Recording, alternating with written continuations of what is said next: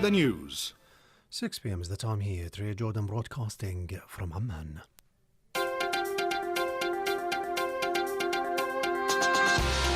News headlines.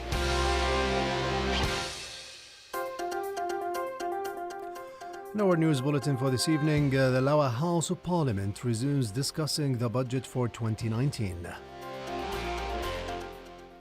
The Foreign Ministry says Iran informed Jordan that 3 Jordanian citizens were detained in Iranian waters.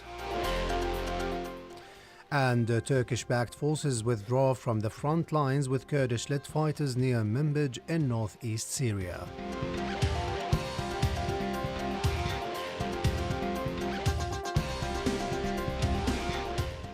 Those were the headlines. Now the news in detail. I'm Rabi al-Hamamsa. Good evening.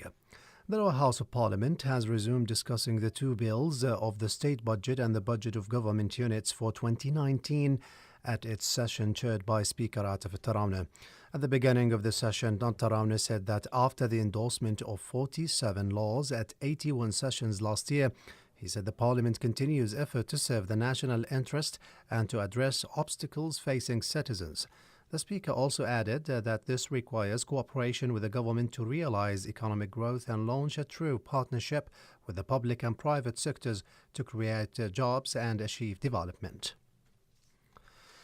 The House of Representatives has received the General Amnesty draft law from the government after it completely finished the bill. Speaker of the House, Atif al-Tarawna, stressed that the House will give the amnesty law its top priority, adding it will provide some additions to it. The Foreign Ministry has said that the Iranian Foreign Ministry informed the embassy in Tehran that 3 Jordanian citizens were detained in the Iranian territorial waters. The ministry's spokesman Majid Qatarne said that they mistakenly entered Iranian waters during a fishing trip with their friends from the United Arab Emirates along with others from different Arab nationalities. He said the ministry contacted the Iranian side on this matter, during which Tehran affirmed that the 3 citizens were in good health and were treated and that their detention would be for short term. The spokesman added that the embassy had received a telephone call this morning from a detained citizen who confirmed that they were in good health and received good treatment by the Iranian authorities. The embassy also said that it will organize, in coordination with the Iranian authorities, the safe release of the detainees and bring them home as soon as possible. The Syrian Observatory for Human Rights said Turkish-backed forces withdrew from the front lines with Kurdish-led fighters near Manbij in northeast Syria. The activist group said reinforcements that had recently been sent to support operations in Manbij withdrew to bases on the outskirts of the city. Turkey had been massing troops near Manbij after Syrian government forces deployed last week around the city at the request of the Kurds. The strategic northern city of the Turkish border has been controlled by the US-backed Syrian Democratic Forces since 2016, but Turkey has vowed to dislodge them from there.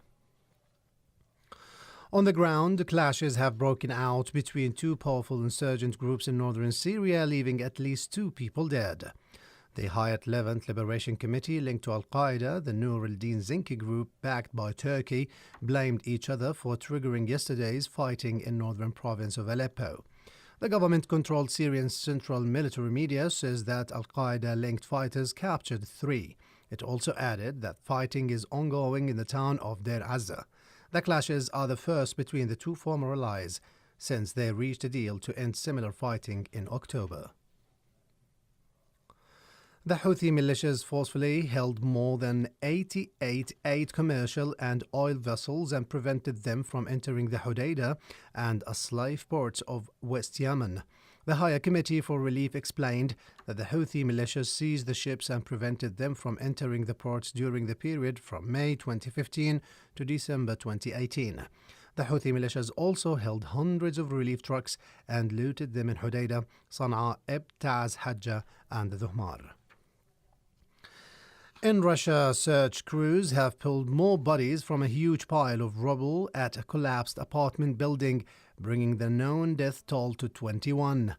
Russian news agencies cited the emergencies ministry as saying that the bodies found in the city of Magani Togorsk included a 3-year-old girl. And finally, we'll have a look at the weather forecast. It will be cool and cloudy tonight in most parts of the kingdom, with a chance for scattered rain accompanied by hail at times in northern, central and southern parts of the country. Tomorrow, a drop in temperature is expected, with conditions remaining cold and cloudy in most regions of the country, along with showers in the northern and central areas with moderate winds. To end this news bulletin, here are the main points once again.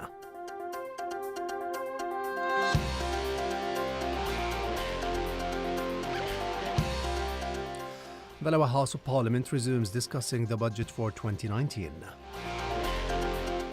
The foreign ministry says Iran informed Jordan that 3 Jordanian citizens were detained in Iranian waters. And finally, Turkish-backed forces withdraw from the front lines with Kurdish-led fighters near Manbij in northeast Syria. And with this, ladies and gentlemen, we reach the end of a news bulletin. The time here at Radio Jordan is 7 minutes past 6. Thank you for listening and have a good evening.